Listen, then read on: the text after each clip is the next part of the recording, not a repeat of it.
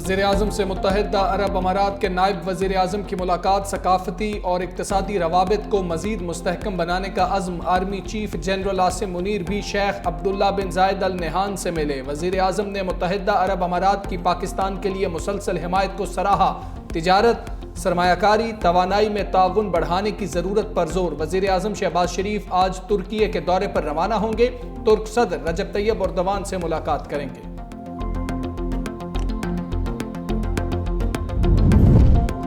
پاک امارات تعلقات کی نئی عمارت بلند، مشترکہ بزنس کونسل کے قیام سمیت مفاہمت کی مختلف یادداشتوں پر دستخط۔ نائب وزیر اعظم اسحاق ڈار اور اماراتی ہم منصب شیخ عبداللہ بن زائد ال نہیان کی شرکت۔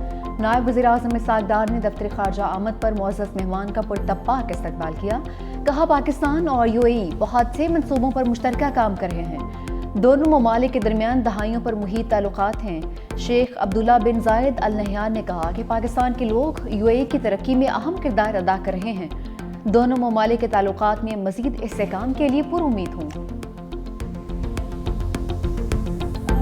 متنازع کینالز پر وفاق اور سندھ حکومت میں مباحثہ۔ سینئر وزیر سندھ شرجیل میمن کہتے ہیں حکومت منصوبہ ختم کرنے کا اعلان کرے تو خدشات بھی ختم ہو جائیں گے۔ سندھ حکومت نے کافی عرصے پہلے اعتراضات اٹھا دیے تھے۔ امید ہے وزیر اعظم صورتحال کا سنجیدگی سے نوٹس لیں گے۔ خدشات ختم ہوں گے تو لوگ پرامن ہو جائیں گے اور احتجاج ختم ہو جائے گا۔ پنجاب کا پانی چولستان میں دیا جا رہا ہے تو اس کی تفصیلات بھی بتا دیں۔ مشیر وزیر اعظم رانا ثناء اللہ کہتے ہیں ابھی ہم منصوبے سے متعلق کوئی اعلان کریں تو تاثر غلط جائے گا، لوگ سمجھیں گے ہم چوری کر رہے تھے، اس لیے منصوبے سے واپس ہوئے۔ شرجیل میمن سے کہا کہ بات کریں، اتفاق نہیں ہوگا تو آگے نہیں بڑھیں گے۔ وزیر اعظم کے سامنے بات رکھی ہے، ترکی سے واپسی پر پیش رفت ہوگی۔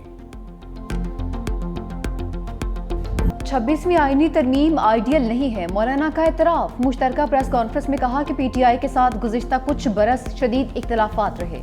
PTI سے ایسے تعلقات چاہتے ہیں جہاں مل بیٹھ کر بات ہو۔ DUI نے مائنز اینڈ منرلز بل مسترد کر دیا۔ نئی نہروں کا فیصلہ تمام صوبوں سے اتفاق رائے سے ہونا چاہیے تھا۔ حکمرانوں کی نااہلی ہے کہ مسئلے کا حل تلاش نہیں کر سکے۔ سندھ کے لوگ اپنے حق کی بات کرتے ہیں تو انہیں روک نہیں سکتے۔ ملک بھر میں فلسطین کے لیے بیداری مہم چلانے کا اعلان۔ 27 اپریل کو مینار پاکستان میں تمام مذہبی جماعتیں شریک ہوں گی۔ یہاں اگر چھوٹی موٹی اسرائیلی لابی ہے تو اس کی کوئی حیثیت نہیں۔ حافظ نعیم الرحمان نے کہا کہ 26ویں ترمیم پر مولانا کا اپنا اور ہمارا اپنا موقف تھا۔ ہم نے 26ویں ترمیم کو کلی طور پر مسترد کیا تھا، دھاندلی نہیں دھاندلا ہوا تھا، لیکن ہم فوری الیکشن کا مطالبہ نہیں کرتے۔ ہم چاہتے ہیں فارم 45 کی بنیاد پر نتائج جاری کیے جائیں۔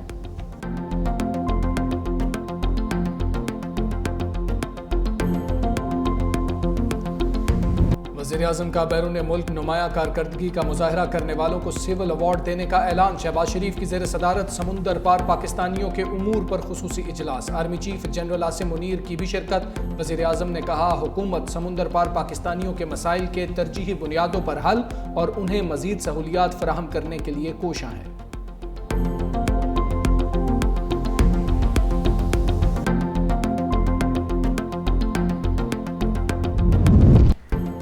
چیئرمین پیپلز پارٹی بلاول بھٹو زرداری سے ملاقاتیں۔ وزیر اعلیٰ سندھ مراد علی شاہ، وزیر اطلاعات شرجیل میمن کی ملاقات۔ شازیہ مری، وقار مہدی اور عاجز دھامنا بھی بلاول ہاؤس میں ملے۔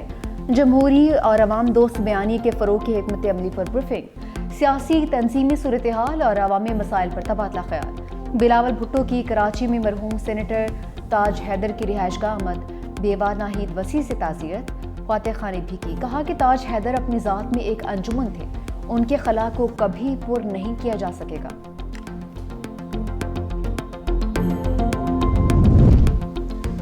نواز شریف کی طبیعت خراب، لندن قیام میں توسیع۔ ذرائع کے مطابق لیگی قائد نے واپسی کا ٹکٹ بھی ری شیڈیول کرا لیا۔ لندن قیادت نواز شریف کے اعزاز میں ورکرز کنونشن کی بھی خواہاں۔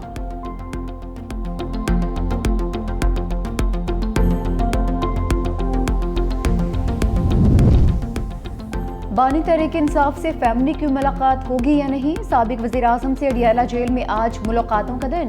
فیملی ممبران کی فہرست اڈیالہ جیل انتظامیہ کو پہنچا دی گئی۔ ترجمان بانی PTI کے مطابق 6 رکنی فیملی کی فہرست سلمان اکرم راجہ کی جانب سے فراہم کی گئی۔ بہن علیمہ خان، عظمیٰ خان اور نورین خان شامل ہیں۔ پہلے غیر یورپی پاپائے روم چل بسے۔ کیتھولک مسیحیوں کے روحانی پیشوا پوپ فرانسس 88 سال کی عمر میں انتقال کر گئے۔ ویٹیکن سٹی انتظامیہ نے تصدیق کر دی۔ پوپ فرانسس طویل بیماری کے بعد چند روز قبل صحت یاب ہوئے تھے۔ ایسٹر کے موقع پر لوگوں سے ملاقاتیں بھی کی تھیں۔ پوپ فرانسس نے آخری رسومات کے عمل کو سادہ بنانے کی وصیت کی تھی۔ پوپ کو دفنانے کے لیے تابوت صنوبر، سیسے اور شاہ بلوط کی لکڑی کے بنے ہوتے تھے۔ پوپ فرانسس نے سادہ لکڑی کے تابوت کا انتخاب کیا۔ سینٹ پیٹرز بیسیلیکا میں چبوترے پر پوپ کی لاش رکھنے کی روایت بھی ختم کرنے کی ہدایت۔ پوپ فرانسس کو ویٹیکن سے باہر روم میں واقع سینٹ میری میجر بیسیلیکا میں دفنایا جائے گا۔ غزہ جنگ کے مخالف غیر روایتی اور جدت پسند پوپ فرانسس خود کو برادر بشپ کے طور پر متعارف کروایا۔ 2013 میں لاطینی امریکہ سے پوپ منتخب ہونے والے پہلے مذہبی رہنما تھے۔ اصل نام جارج ماریو برگولیو تھا۔ 17 دسمبر 1926 کو ارجنٹینا میں پیدا ہوئے۔ ابتدائی تعلیم بیونس آئرس میں حاصل کی۔ سادگی اور سماجی انصاف پر زور دیتے پوپ فرانسس بین المذاہب ہم آہنگی پر یقین رکھتے تھے۔ متعدد غیر ملکی دوروں میں بین المذاہب مکالمے اور امن کو فروغ دیا۔ متعدد بار غزہ میں جنگ بندی کا مطالبہ کیا۔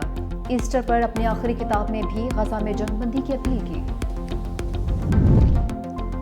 آئین کے آرٹیکل 200 کے مطابق ججز کا ٹرانسفر کیا گیا۔ اسلام آباد ہائی کورٹ نے سپریم کورٹ میں جواب جمع کروا دیا۔ رجسٹرار اسلام آباد ہائی کورٹ کی جانب سے جواب میں کہا گیا، وزارت قانون سے وزیر اعظم اور پھر صدر کو سمری بھجوائی گئی۔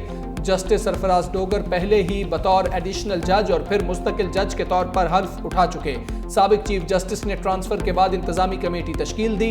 اسلام آباد ہائی کورٹ کے جواب کے ہمراہ نئی ججز سینیورٹی لسٹ، ججز ٹرانسفر نوٹیفیکیشنز اور ہائی کورٹ ججز ریپریزنٹیشن بھی جمع۔ معروف شیخ ذاکر حسین انتقال کر گئے۔ خاندانی ذرائع کے مطابق وہ امریکہ میں بھی زیر علاج رہے۔ نماز جنازہ آج بعد از نماز عصر جامع رشیدیہ ملیر سعود آباد میں ادا کی جائے گی۔ تدفین سعود آباد قبرستان میں ہوگی۔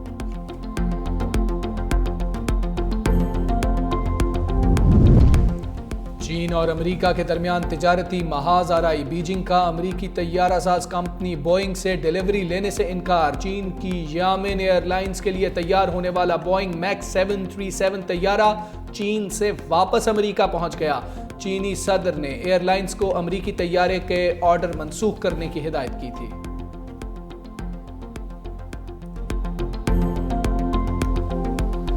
امریکی نائب صدر جے ڈی وینس 4 روزہ سرکاری دورے پر بھارت پہنچ گئے۔ بھارتی نیاد اہلیہ اوشا وینس اور 3 بچے بھی ہمراہ۔ بھارتی میڈیا کے مطابق امریکی نائب صدر کے دورہ بھارت پر ٹیرف سمیت 2 طرفہ تجارتی معاہدوں سے متعلق گفتگو ہوگی۔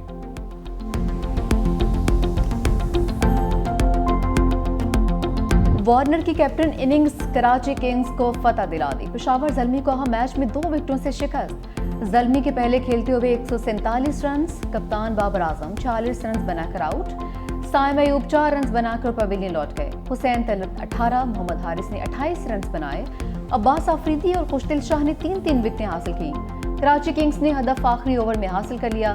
کپتان ڈیوڈ وارنر کا بلہ چل گیا، 60 رنز بنا ڈالے۔ خوشدل شاہ کے not out 23 runs. Lahore Qalandars اور ملتان سلطانز میں آج جوڑ پڑے گا۔